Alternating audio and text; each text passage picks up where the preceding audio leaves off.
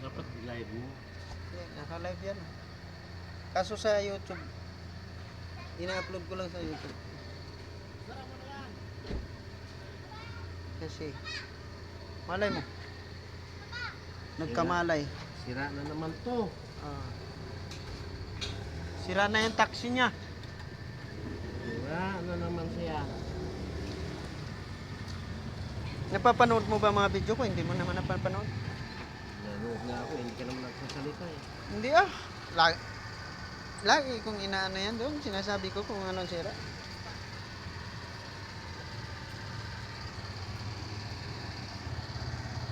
Lalo na yung mga truck na ginawa ko doon. Oh, kapes. Oo. Lagi kong inaano yun. Dapat mag-castrol ka. Ha? Castrol. Kasi ang castrol talaga wala. Hindi na kahit ito, hindi ito nag-iitim ng ganito. Oh? Oo. Tingnan mo yung ginawa ko sa ano yung private. Ganda bang Castrol? Yung ano yun, yung Grab. Oo nga, maganda ang Oh, Castrol. 2016. Nagpalit ako ng gasket nito. Hmm. Wala kang makitang ganito, itim. Yan. Hmm? Ganito pa rin ang kulay ng ano niya. Mga bakal niya. Hindi mo palit mo to. Semi-synthetic to eh. Eh kahit na yung Castrol ay ordinary, hindi nag-iitim. Yung mga inaano nilang langis na iba. Wala na yan, pang ano lang yan.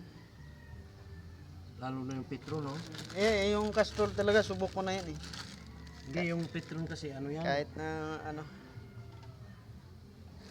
Ito, magpapalit tayo ng gasket. Kaya may tagas daw yung ano yan, may tulo. Kung sa tao to, dapat ano, yung gamot nito eh. May gamot na tulo. Gamot sa tulo lang dapat eh.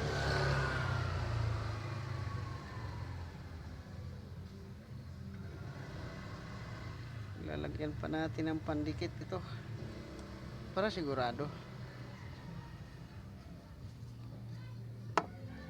Kaso wag Dito, lagyan rin. Hindi na, ito dito na yun ang lalagyan para dumikit din dyan. Hindi ba maano itong mga ganito, no? Hindi, mga 6 na ay kaso yung gasket ngayon wala nang original. Abutin lang yung mga 4 na buwan. Oh?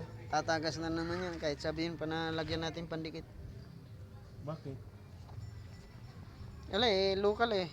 Pag uminit na kagad. Anong ano yung maganda? Pero mayroon pa rin original ngayon? Meron. Ano? Punta ka sa kasa. Sa Toyota? Mm. Mahal siguro yan, no? Mahal kasi kasa yun eh. Pag sinabing kasa kasi nagpamahal doon, naka-aircon. Naka-aircon ang pisa eh.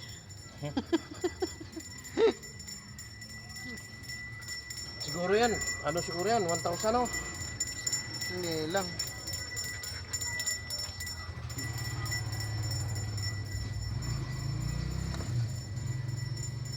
So, lalagyan natin ng pandikit. Kunti-kunti lang. Huwag yung sobra-sobra kasi pangit tingnan.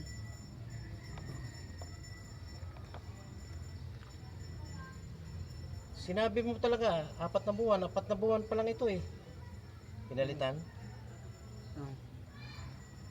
Yan ang ano yan eh. Buhay ng Itong ganito doon. No? yan ang buhay ng mga gasket ngayon.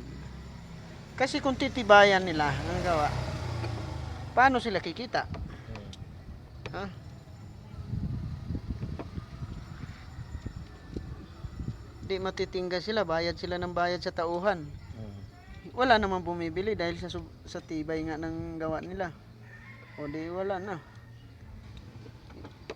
Inisip ng factory, punta na ba, tatagalan tayo magbenta.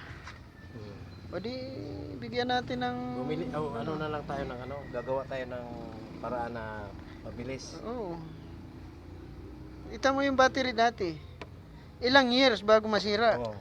Uy, na-standby yung ano nila, battery. Bayad ng sa tao. Siyempre, may mga empleyado yan. Babayaran nila araw-araw. Ang araw nun, oh. Bayad sila ng bayad sa tao. Wala naman silang kinikita. Dahil sa tibay nga ng gawa nila. O di nag-isip sila kung paano Ano? Hindi, okay lang yan. Wala namang problema yan dyan. Yung ano na yan. Lulusawin yan. Lusawin ba yan? Hmm.